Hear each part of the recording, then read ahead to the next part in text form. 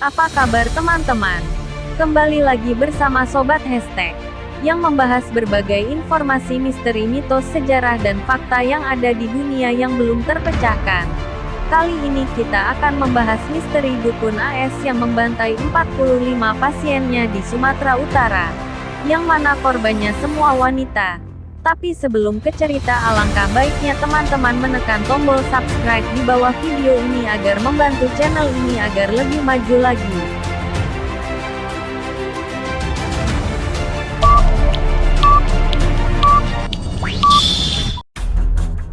Bagi warga Sumatera Utara, Suraji bukan sembarang orang.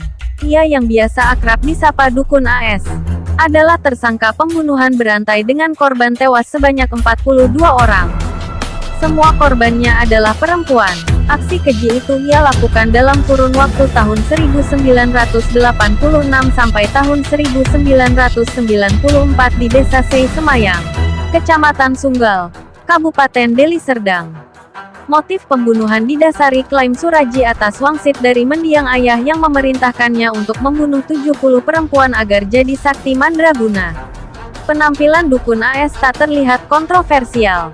Ia kurus, jangkung, dan orang-orang mungkin lebih mengira ia sebagai pegawai kelurahan dibanding kriminal.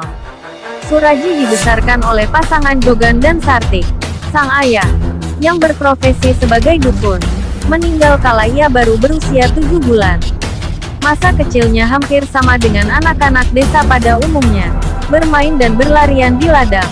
Di lingkungan tempatnya bermukim, Suraji lebih dikenal dengan nama Nasib Kelewang, nama yang disematkan karena ketika kecil ia pernah tercebur sumur dan selamat. Menurut pengakuan ibunya, selain bermain di ladang, Suraji juga tertarik mempelajari ilmu dukun sejak umur 12 tahun lewat buku-buku peninggalan sang ayah.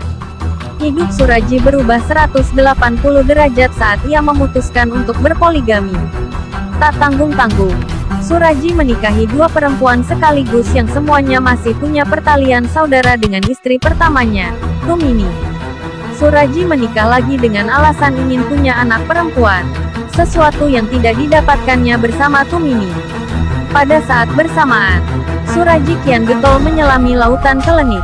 Ia mengaku bahwa dalam mimpinya, sang ayah kerap datang dan mengajarinya berbagai ilmu kesaktian. Terlepas apakah Suraji betulan sakti atau tidak, masyarakat setempat menganggap dirinya orang pintar, alias dukun. Di rumahnya, Suraji melayani bermacam jenis jasa, mulai dari mengobati orang sakit hingga pasang susuk. Pada suatu malam Suraji bimbang.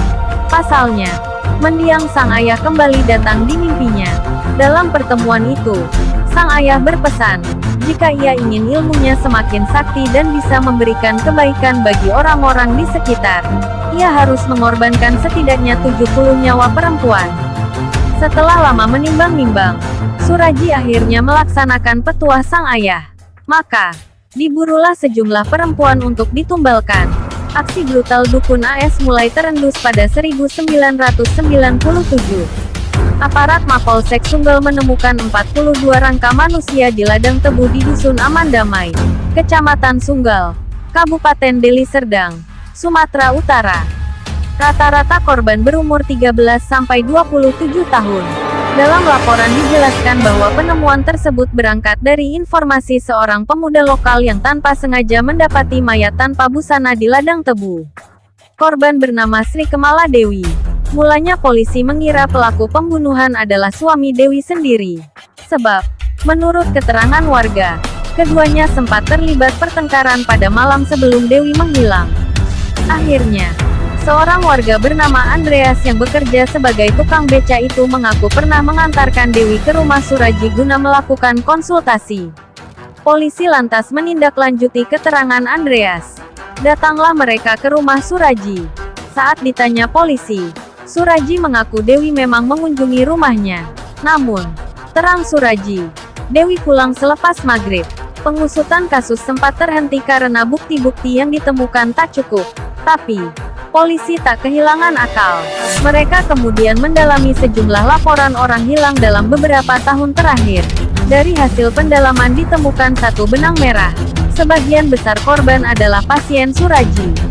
Temuan tersebut mendorong polisi untuk kembali mendatangi rumah dukun AS. Satu persatu sudut rumah disisir secara seksama. Akhirnya polisi menemukan beberapa helai pakaian perempuan dan perhiasan. Barang bukti itulah yang membuat Suraji ditangkap. Dalam proses interogasi, Suraji mengaku bahwa ia yang membunuh Dewi dan 41 perempuan lainnya demi memperoleh ilmu sakti. Tak cuma menghabisi nyawa, Suraji juga menyikat barang-barang berharga milik korban. Kehidupan penjara turut mengubah perilaku dukun AS.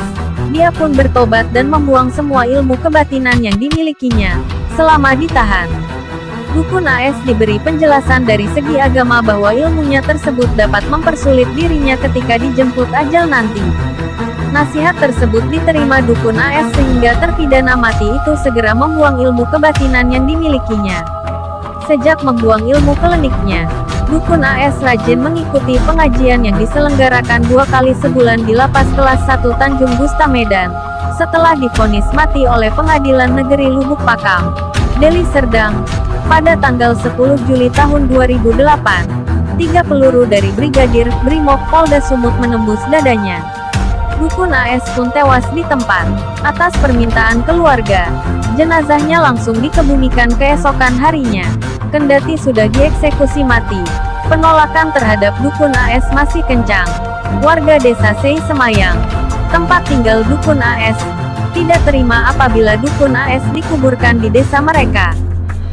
Baik, itulah sedikit cerita misteri dukun AS yang membantai semua korbannya dengan sadis. Jangan lupa teman-teman untuk selalu mengikuti channel Sobat Hashtag. Saya pamit dulu. Salam Sobat Hashtag.